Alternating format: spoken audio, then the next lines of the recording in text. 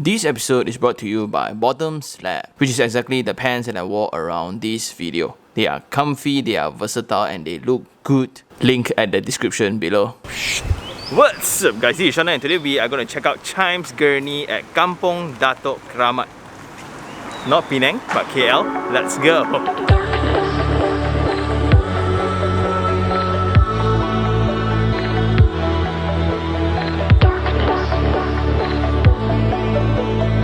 Hey guys, today we are in the city centre again and it doesn't look like one, but we are right opposite KLCC General Hospital and separated by the elevated highway of Akle.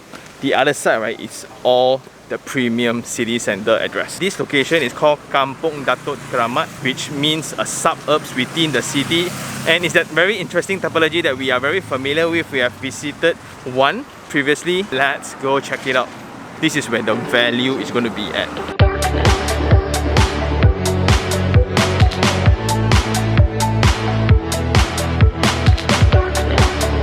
Okay, coming in straight from the road, this will be the drop-off and it's pretty nice. You have the water features at the side. You have a lot of decors around, so you have these polo blocks giving the architectural effect.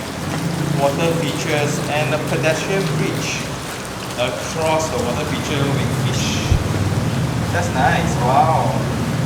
So you can see it's an open air concept all the way into the mailroom, and there's always the debate to how open the mailroom needs to be. I don't know whether are you a fan of exposed mailroom. It's convenient, definitely. You already have car parks at ground floor, and this will be the access upwards to the elevated car parks. Structurally, it's still beam and column. But before we go in, right, I appreciate all the very little architectural details. Like in the car park, after you park the car, you can't really see really, but they still decorate the center portion of the bay. That's good. If you look into the landscape treatments around, that's awesome as well.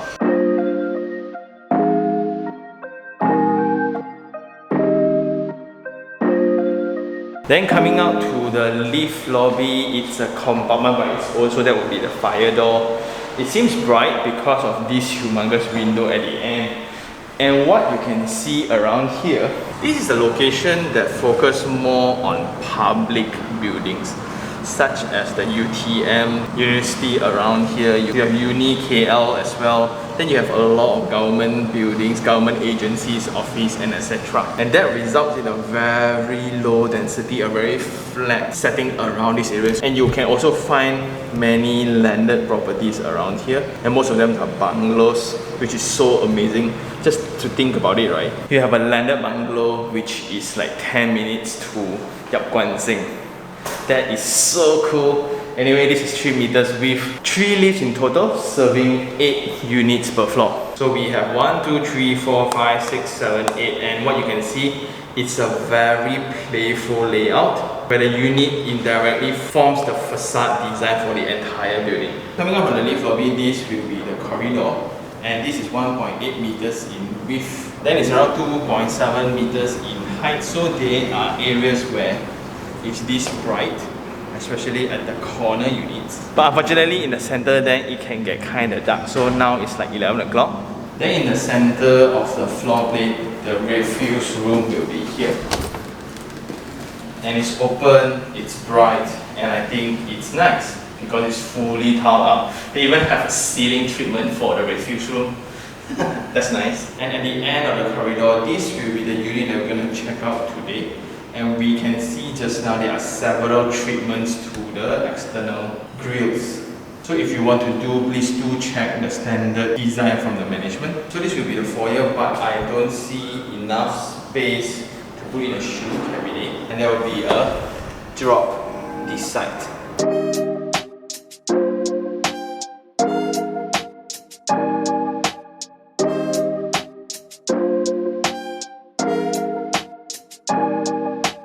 So this will be the unit that we're going to check out today. This is 1291 square feet, 3 bedroom, 2 bathroom. And the first observation is look at the form of the layout.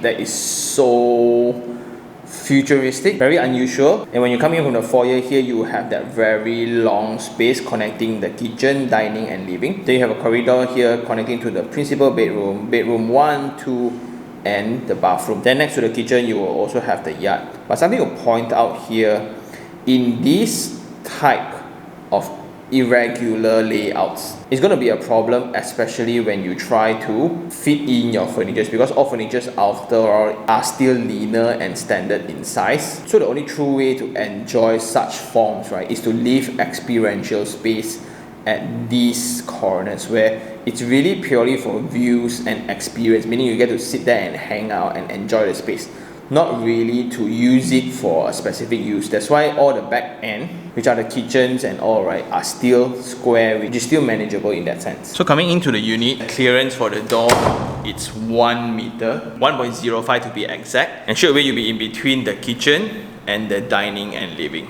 I like that there's a specific boundary, and this allows you to compartmentalize this segment all the way. So you can actually put a partition here to isolate out the smell, and it will allow you to do heavy cooking here, cook rendang or whatsoever here. And for developer units, it's bare, it's empty. Kitchen furnitures like this do not exist. I think they give some vouchers of some suppliers, but that's it. So if you choose to get it bare, right, you will need to think about the furnishing costs, including the kitchen as well. So the width here is 2.1 and the height is around 2.7, as is common to have a drop in your kitchen area. So this is done by the makeover guys, and they installed an L-shaped cabinet here, including a 2-burner, and there will be a window here for ventilation purposes. Then next to that, you will have a yard space here, where it's for your washer. So this area is huge, therefore it can also accommodate your outdoor cooking if you choose to conduct it here lah. Because yard space nowadays is pretty rare. Also, this space connects directly to the void, so that's some form of fresh air. But what I really like is this transparent door, because it's just safer to have such detail, right? Just in case when there's people behind you, just slam the door like that. It's very, very dangerous. Also, it was supposed to allow some daylight into the space, but it's 11 o'clock today, but it's still pretty dark. Also, something nice is they provide full height wall tiles for the kitchen compartment. Usually they will only give 1.5 meters, but this is nice. And let's head on over to the dining. So this will be the main entrance door, right? And I guess this will somewhat be a sideboard or a table. Then there will be a painting here. There will be the aircon point. And this will be the dining connecting to the living already. So the width here is 3.6 and the height is 3 meters, which is excellent. And that explains why without artificial lighting, right, only the back needs some. You can still feel that this space is very, very bright. Then this is the space where you can really feel the curviness of the entire floor layout. So you can start to see kings around here to accommodate that curve. So you have this very dynamic line cutting across the entire floor layout. So you have very interesting spaces around here where it zooms over to KLCC area. So that's the city center, and that's Arklay Highway, and that would be the LRT stations as well. Then on this side, you have the Wisma Jupam, you have UTM, and some government accommodations and buildings around. Also, you will find some rumah-rumah kampung at the side, and some are too close actually. But coming back to corners like this, it's really up to your interpretation. Is it a very cool space, or is it a wasted space or dead space? Because if it's square, I can still put furniture. I can do a bay window design, put sofa so I can chill and take pictures next to the window. It would be very, very cool. Or you prefer a layout like this. And this is where the arguments becomes very interesting. Because we start to realize every building looks the same, right? It's always the entrance, elevated car park, facility deck, then you have 2 residents.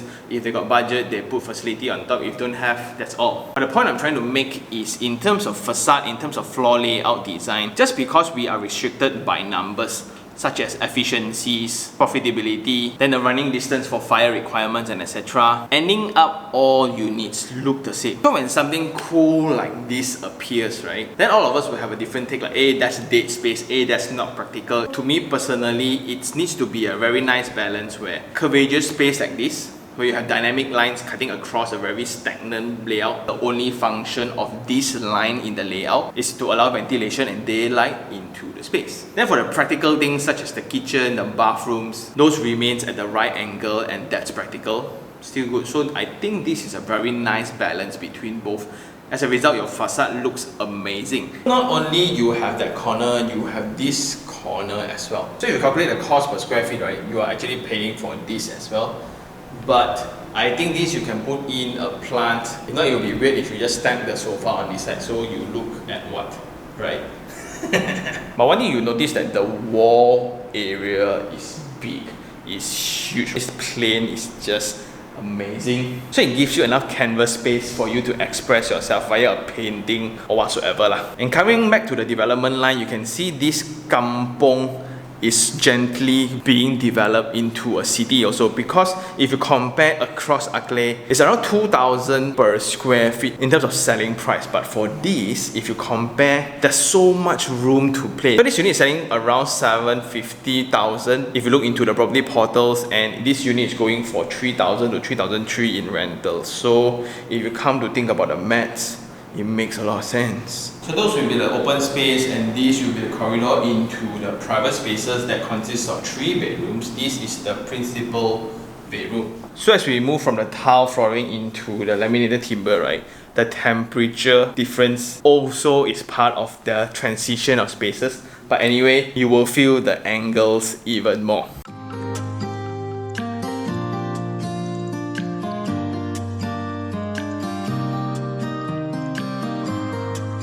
Coming into the room, you will have a king size bed, then you have the bedside table. But then suddenly you will feel kind of weird because at this angle, it's angled. So this will be the line cutting across the space. Then for the wardrobe space as well, so this wall is also angled. Hence, if you want to do built-ins, right, I think the cost will be slightly higher because they need to customize and measure to a certain degree. But I guess for loose type, then it's only this kind of arrangement because it's almost impossible to set another one here because of this angle. Also something to highlight, that green.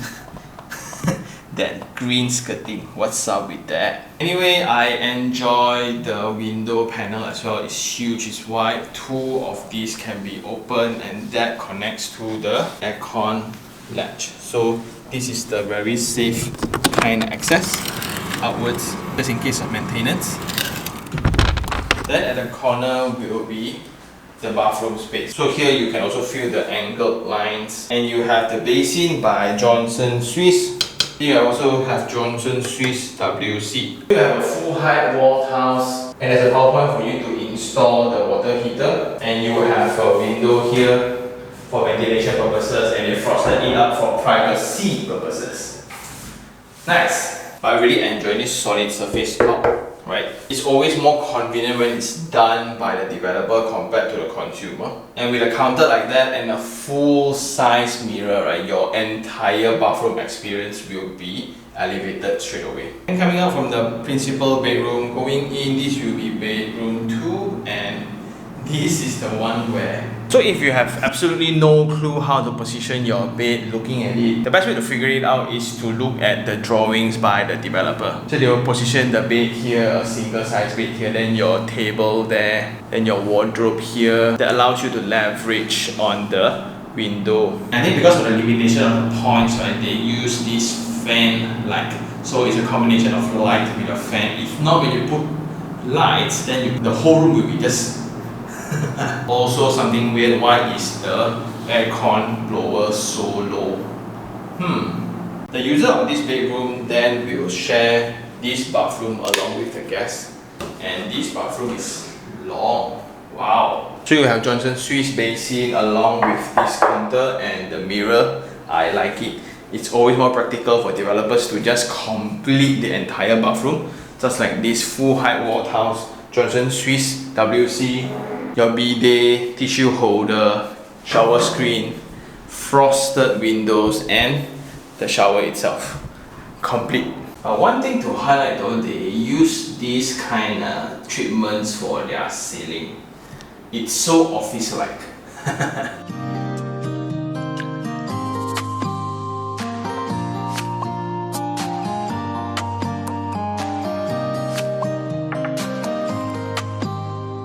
Then for this next bedroom, you have a queen size bed along with bedside tables, the wardrobe, and they have also an ensuite bathroom. That's cool. So this is how they address again the angles where it's only purely for the facade line, where it provides ventilation and daylighting.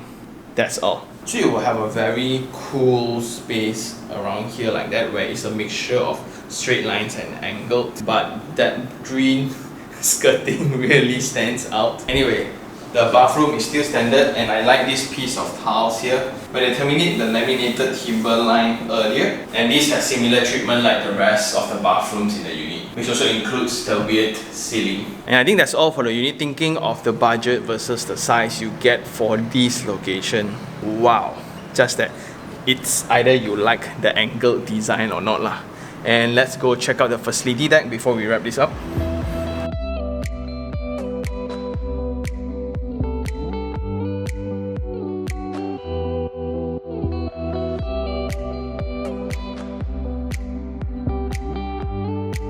Hey guys, so now we are at level 6 and it's a shared podium with garden units as well. So it means there are certain build-ups used for the units and certain build-up used for the facilities. So you have the swimming pool here, the lap pool, as well as the wading pool there. That's cool. And here we can also observe the lines, the curvaceous lines used at the facade. That creates really interesting outlines of the facade, especially when you look like this. It's so dynamic. So while you have the infinity edge at the end, what you will see is other people's roofs.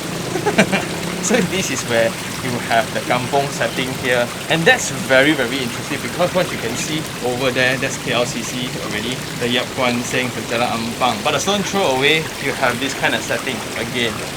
Very interesting. Then walking along the outline, they will have landscape barriers to not allow people to walk to the edge of the facade, and they also use similar treatments for the garden unit. So this is actually a unit. You can get too personal if you go too near. That's why it's very important to know and decide when you buy a garden unit. And people are having barbecues here, right?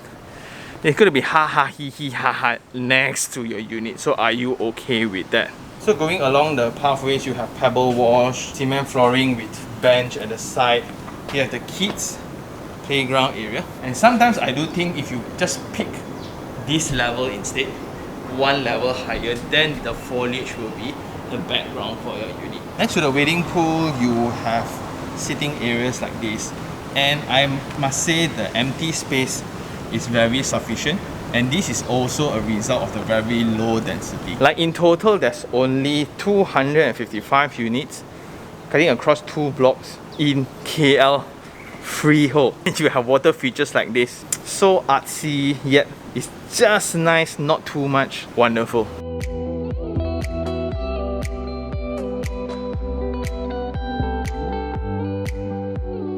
Also in the center, you will have a pavilion like this to just chill, especially for parents.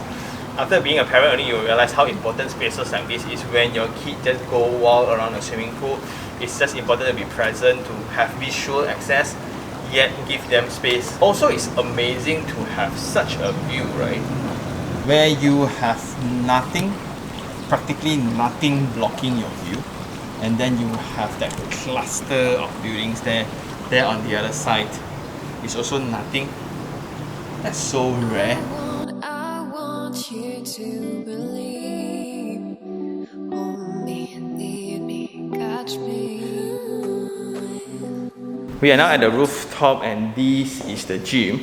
And what's special is they are shaped in a circular manner. So everyone is just facing out to the garden space because not much view here, but it's definitely a very interesting experience. You have the free weights in the center. Then you have all the cardio machines surrounding it. Then next to the gym, you have flat platforms like this among the landscape area, and that is shaped just like their roof on top, which is like that leaf kind of safari roof. And these roofs, to me, serves two purposes. One is for aesthetic, where it looks cool from afar. The other one is it actually provides shade to the unit below. So a lot of people don't notice this. Under a shadow, the temperature can be reduced 1 to 2 degrees Celsius, and that's a lot if you think about aircon load just to cool that off. Here you also have platforms and furnitures like this to just chill around in the corner, and just contemplate looking at the buildings. And if you are just working in one of the buildings there, right, it just makes a lot of sense for this location. Then also on the rooftop, you'll be able to observe the very organic floor layout. And it just drives the user in a circulation pattern, right, that is so unique. And when you walk around, the landscape here, landscape there. But the parapet walls are a bit high. I would prefer them to be stainless steel and glass, but due to cost, that must be. And at the end, you have all the mountains already at a distance. Then with such roof profile, you are also able to design out a feature space like this. Just imagine you standing in the center, taking a picture. Ooh, Instagram worthy. I really like all the playful spaces like this as well, for you to just travel around. And I guess that's all for this building. And it's now time for Sean take 3 on 3. 3 things I like. Number 1, definitely the location of it. This is in between Titi Wangsa, in between Ampang, and in between KLCC Centre. You cannot get even more centered than this. Like if you throw a stone hard enough, right, I think you can hit your office if you were to work in KLCC Centre. Not only the convenience by car, you also get the train. A 15 minutes to 20 minutes walk away to the Dato Keramat LRT station, and that also can bring you to everywhere else. So it's really, really convenient. On top of that, because you are in a city centre and this looks like a more government quarters focused area, right? So you have the stadiums, you have the public schools, all the public facilities, UTCs are all just around this area. Hence, it's convenience to live as well. Then in terms of mall, you have Great Eastern Mall, and city centre is just around the corner. So you have the pavilions, the KLCC. Next would be the density, both in terms of the number of units in this area, also the density around the address. So because this is a kampong setting, hence there's not as much high rise. Yet it's only about time where this is going to be developed, and I think that is the way forward. So you can slowly see Semarak 20 is coming up next to UTM, and slowly they are eating up from the fringe. Sooner or later, the kampong setting is no longer sensible in terms of the land economics versus value. Hence, if you are buying this unit, if you want to face views, right, do bear in mind that it may not be forever. So just the idea of being in the city, yet not having any noise while hanging around the facility deck, right? Last of all would be the architectural treatment and language. When you see afar, you have the standard look of high-rises and apartments, which is square, a towel, needle in the sky kind of setting, but this is different. So from the roof profile, plus in this setting, it's not as costly as having a full-size facility deck, having a swimming pool on top of the roof. This is then nice, economic, sensible, practical. Also, the facade design will have that very irregular lines around the floor plate. And when you stack all these floor plates together, you have this dynamic form of facade. And I like the balance between the practicality versus the aesthetic focus spaces. When you look into the floor plan, you can see the kitchen is still very squarish, dining very squarish. Only bedrooms with certain level of experiential spaces, they put in that very adventurous lines. The 3 things I don't like is the furniture choices, especially if you're moving into the unit for own use purposes. Like if it's for rental purposes, you can just use loose furnitures and that settles everything. But if you choose to have an extensive personal wardrobe in your principal bathroom, unfortunately it's going to cost a little bit more because of the angular spaces. And if you're not experienced enough, you really don't know where to put your bed, where to put your sofa, where to put your bedding space and etc. because it's that weird. Then the second thing I don't like would be the infrastructure of this location, especially the roads. So don't be surprised during the night time, right? The entire road, both sides will be full with cars. People are just going to park roadsides and no one's going to care. So you will be sharing the roads with a lot of other quarters around here. Yes, it can be quiet in the daytime as everybody goes to office, right? But at night, you will see the difference. And there's not going to be any upgrades anytime soon because the areas here are all matured. Everything is built. So with narrow roads, the road systems are only controlled using traffic lights. Although it's very close to the city, you are controlled by traffic light and it can get really congested at times. So bear in mind. Don't confuse distance with the time used to travel. And the last thing I don't like is the stigma of kampong something something equals to only Malay can buy. I think that is very, very sensitive. But just to put it out there, this is a freehold development, and when you step in, it's not stated anywhere that only Burmese can buy or only Malays can buy. No such thing. So it's a free market, and I guess that's when you can see economics starts taking over. When you have KLCC so close and it's 2,000 to 2,008 per square feet kind of setting, here you can get less than 1,000. Practically it's a steal, especially for modern projects like this. So please get educated in terms of the stigma. So not necessarily kampung means Malay reserve. This is a freehold property. And I guess that's all for this episode. Thank you so much for Cozy Home for lending us the unit. Do check out our website, and thank you very much for watching. Do I like the unit? Yes. Do I like the location? Yes. Because this is absolutely different from the legacy project that we have visited recently as well. Both at kampung setting, but the difference would be the architectural treatments and the project execution. And with that, thank you very much for watching. If you really like this episode, like it, share it, and even subscribe for more information like this. Until next time, this is Sean Tan. Ciao.